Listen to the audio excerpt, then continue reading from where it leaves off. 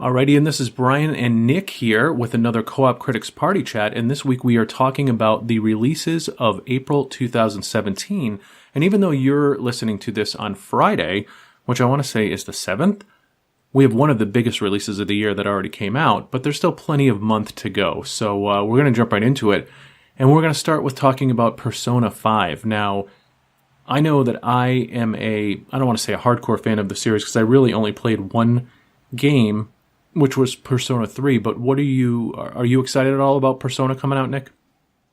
Well, I don't really have an opinion formed of Persona because I've never researched it enough to even understand what it's about. And so, no, it's not on my radar at all. Well, okay. That's a pretty succinct answer. I did not play Persona 4, although that was a huge hit over here as well. I did play about 100 hours of Persona 3. I had not been familiar with the series. I got completely sucked into it. What always jumped out to me about that series was that as much fun as the combat was, and basically it was about a group of students who would travel to this like other dimension at night, and they would battle like the forces of evil. And they would have these creatures these personas that they had made relationships with, and basically could use them to assist them in battle.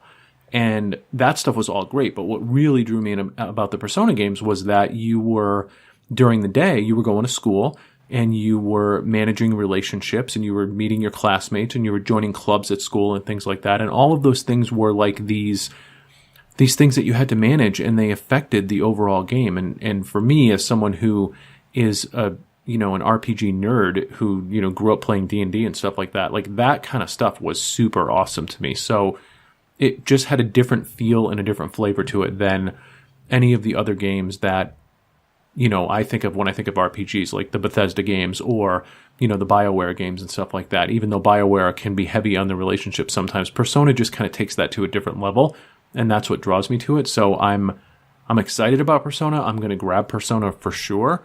The problem is with having Mass Effect just have come out, with having The Legend of Zelda just come out, and with there's even Torment Tides of Numenera, which I've been playing recently on PC. I just don't have room for another 100-hour RPG in my gaming time right now. So Persona is one that I will play, but it's going to be one that I play after I get through this current log of games that I have. Yeah, and we've talked about it before on here plenty of times, but that's probably why I'm just not as interested in this series as you are, because the relationship side of RPG stuff, I kind of like it to add extra flavor, but not be the main course. And so, like even with Mass Effect and Bethesda and things, like I don't mind having those kind of relationship things, but also, I really like it. I really like, the aspect of RPGs about building my character and, acquiring new skills and leveling up my weapons and all those kind of things. The relationship side, I'm fine with that kind of taking a back seat. So it sounds like the Persona series that is a lot more heavy on that. And so that's probably why it's been off my radar, and probably why I will not pick it up unless you just rave about how amazing it is. And then I might take a look at it. Yeah, I will definitely let you know how that's going.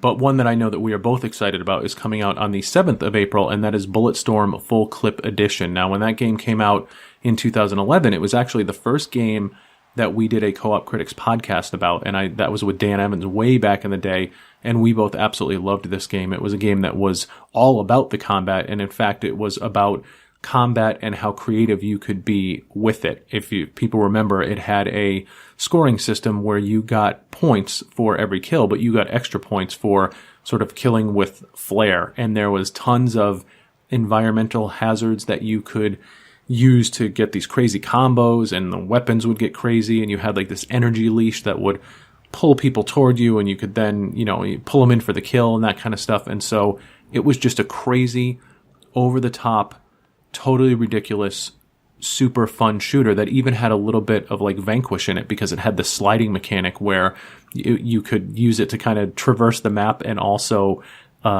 just speed into enemies and stuff like that. The whole thing was very much based on the momentum of combat and how ridiculous that you could make each kill, and it was just a ton of fun. And I don't know that I ever played that with you, Nick, but you played plenty of Bulletstorm back in the day too, right? Yeah, I can't remember if we ever played together or not, but I played a lot with some other friends of mine, and then just online in general. But I really enjoyed the campaign. I mean, it was pretty short, but it was fun. And the wave-based kind of co-op combat system that was basically the foundation of the game, it really nailed that fun factor. And so it didn't really matter to me that it was kind of this, more of the same over and over again, because there were so many different ways to get kills and style points and everything. No two matches were really the same. So it was a lot of fun, and I really enjoyed it. And it's one that I definitely want to pick up. I don't know if I'm going to pick it up on the 7th, but I will be picking it up, pretty soon. Yeah, I mean, we probably should have put that out there as like a caveat that we have no room for games right now. No. April is a month that we are still catching up from last year, never mind March or, February. So, but there are some pretty cool games coming out, and that's one of them. And I believe Bulletstorm is $40 or less. So with like the Best Buy Gamers Club or Amazon Prime, you're paying like $33 for it. So at the end of the day, it's definitely worth that. And you get to play the big addition to the full clip edition is that you get to play as Duke Nukem. So they have added him to the campaign, and also he is fully voiced by John St. John, who is the voice of Duke Nukem. So just for that, just being able to go through, it's basically like getting a new Duke Nukem game, which is pretty awesome too. So we'll definitely be getting into that at some point. Now on April 11th, we have Yooka-Laylee, which is sort of a spiritual successor to the Banjo-Kazooie series. And if you were a fan of those N64 platformers, then I think you'll be very much at home with this. I think it was a Kickstarter. I was never huge into Banjo-Kazooie, and with every other game that I have right now, I don't see myself jumping into this. But this is a game that I would like to see, and I believe it's now going to be coming to the Switch at some point, but it's not releasing this month. But this is definitely a game I could see myself picking up for the Switch. I don't know that I'll be grabbing it for PS4 or Xbox One anytime soon, because I have too much else to play. Yeah, it's another one that is a fun game for those people like you and I who kind of grew up playing games like this on the N64 in particular, with the 3D platformer era kind of coming into play there. Like Mario and Banjo-Kazooie and all of those. And so it looks like a lot of fun, but again, it's just my gaming slate right now is so packed with other games that I think take priority over this one, just by my personal preference, that it's something that I might pick up if it's on sale way down the line, but it's not something I'm looking to grab right out the gate. We also have Full Throttle Remastered coming out, which is, of course, a updated version of the old point-and-click adventure game. Double Fine is putting that out. They have new hand-drawn 3D high-resolution art that's coming into the game. The music has been remastered, and so it's definitely a nice, polished update of the game. And I will pick that up at some point, because I think I played Full Throttle a bit, but I know I definitely never finished it back in the day. Yeah, and what's funny is I completely forgot about the original Full Throttle until I saw the remastered kind of teaser or the trailer for it, and it was like this wave of nostalgia crashed over me, because I remember owning the game and playing it, and I don't remember how I got it or who bought it for me, but I mean, I was very young, and I remember playing it on my parents' PC way back in the day. So it's one that, if it's on sale on Steam down the line, I might pick up for nostalgia's sake. But again, it's just not at the top of my list right now. One that I know we will both be picking up and having a good time with, whether it's this month or slightly afterwards, is Outlast 2, which comes out on the 25th of April. I played a bunch of Outlast on the PC, and then a little bit of it when it came out on the PS4. I never finished it, but you did a whole series on Co-op Critics on the original Outlast, correct? Yeah, and I actually never finished the series either. And I got to like a new point in the game, and then some stuff came up, and ended up not being able to record it as often. And I've been meaning to kind of jump back in, but it's one of those games where it got so scary to play that game that I would get to places like where I am now in the game, which is kind of just a brief like moment where you can take a breath, like and you feel, you feel a little bit safe. You don't feel completely safe, but you can tell it's kind of between like areas, right, major beats in the game. Yeah. And so it was such a relief to get to this point. And you'll have to watch the series to see where I got to, but like I could never like work up the gumption to go back in and play it again. And so I want to finish the game. But yeah, I do want to play Outlast 2, and that's one of the reasons I want to finish it. But it is a terrifying series. If Outlast 2 is anywhere as scary as the first one, it's really good. And it's not just jump scares. It's like, because of the way it's set up, where you don't have any way to defend yourself. You have no weapons. All you have is a video camera, and the flashlight that comes on that video camera. And so basically it's you're trying to get out, but you're also like having to hide and sneak around and everything. It's very scary if you've never played it. Yeah, I'm definitely going to be playing this. It reminds me a lot of the feeling that I have playing Resident Evil 7 now, which is that same thing of like, when you get to that place in the game, as you mentioned, where you get sort of a respite, and in Resident Evil 7, it's like a hub area. I'm like, I just want to stay here for a little while. Yeah. I'm just going to stop. I'm going to go grab some McDonald's or something, and right. Maybe I'll play more next week. In addition to that, also on the 25th, we have Sniper Ghost Warrior 3. Now, I have not played any of the Sniper Ghost Warrior games, but like they keep getting good reviews every time they come out, and I keep telling myself that one of these days I'm going to pick them up. Have you played any of them? No, surprisingly, because sniping is kind of my favorite thing to do in FPS games. Like any kind of FPS game, the first thing I want to do is see, like, okay, what's the sniping like in this game? And so I played Sniper Elite, like those kind of games, but I never played the Ghost Warrior series. It always looks pretty, like from the screenshots and everything I've seen, the graphics look pretty, but I haven't actually played any, and I haven't watched enough of the gameplay to know whether I would enjoy it, but I assume I probably would. Oh, for sure. Like that, I look at that game and it screams you, because that is right up your alley. So who knows, maybe they'll have a demo or something we could check out. Now on April 28th, there's a game that I saw a demo of. Was it from last year's E3? It's Little Nightmares. Do you remember the demo for that? I didn't watch the demo. I watched, of all things, I'm not a huge advocate of PewDiePie on YouTube. Like his style of humor is kind of hit or miss for me. But I saw a video where he was playing it, and it looks very like Tim Burton style. Yes, absolutely.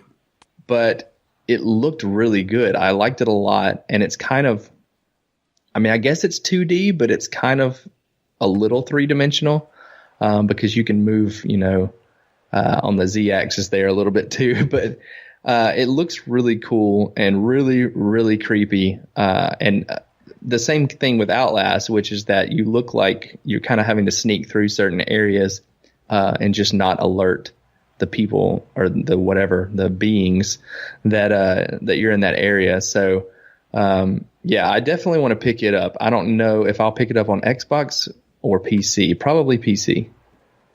Well, and the other huge release this month, which is coming out on the 28th, which is a re-release, is Mario Kart 8 Deluxe for the Nintendo Switch. And I, without a doubt, I don't care what else I have on my gaming slate, this is a game I will absolutely be picking up.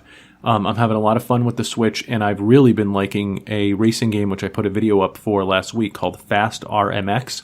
It's sort of a Wipeout type of game, and it's really, really fun. But Mario Kart 8 Deluxe looks like it's going to be amazing. Not only is it going to look beautiful on the Switch, but you have new characters coming in. You have the kids from Splatoon are coming into the game. You have a new battle mode that comes into the game. There are all the items and all the tracks and everything else from the original Wii U version. And they also have a new Joy-Con steering wheel peripheral, which they're selling like 2 in a pack for like $15. So you can buy steering wheels for this one to put the Joy-Cons into, and they're pretty reasonably priced, which is exactly the opposite of all of the other accessories that have come out for the Nintendo Switch so far. But it looks amazing. I cannot wait to play it. I spent a ton of time. That was probably the game that I spent the most time with on the Wii U, and the most time playing it with my kids. And it says in addition to the Inkling Girl, Inkling Boy, you have King Boo, Dry Bones, Bowser Jr., and that is 42 characters total that you can play with in the game. So a ton of characters, a ton of tracks, new modes, new ways to play. Like, cannot wait for this game to come out. And to me, like, Zelda has carried the Switch launch so far, but this one I think will nail it down, at least until we get more first-party games from Nintendo, because Mario Kart is like evergreen. Yeah, if I had a Nintendo Switch, I would totally be up, but sadly I do not have a Nintendo Switch yet. Once I finalize this big cross-country move I'm in the middle of, hopefully I'll be able to pick up a Nintendo Switch, and this along with Zelda will be one of the games I get. So definitely excited to kind of see what it adds to the already awesome game that was Mario Kart 8. Yep, so for me it will be Mario Kart 8 and probably Persona that are the two major games that I'm excited about, this month. But Mario Kart is a definite purchase sort of day one. So, man, through March and April so far, like, this has been a humongous year for games already, and I'm already deep into a backlog, and we're only a few months in. So this is only going to get worse as time goes on. But on the bright side, I did figure out how to stream from my Switch. And so the Fast RMX video that went up is from there. So we'll probably be doing some more Nintendo videos as time goes on. Whether or not there are a lot of first-party games, we'll have to figure that out because of Nintendo's whole creator program that we haven't joined yet, but we're sort of looking into. But yeah, in any case, lots of reasons to be excited about the Switch. Lots of new games coming, and plenty of stuff for us to keep playing. So we would like to know what games you are excited about this month. So in the comments, tell us about what games you are absolutely picking up this month and what you're looking forward to. And we will be back again next week with another party chat. See you later.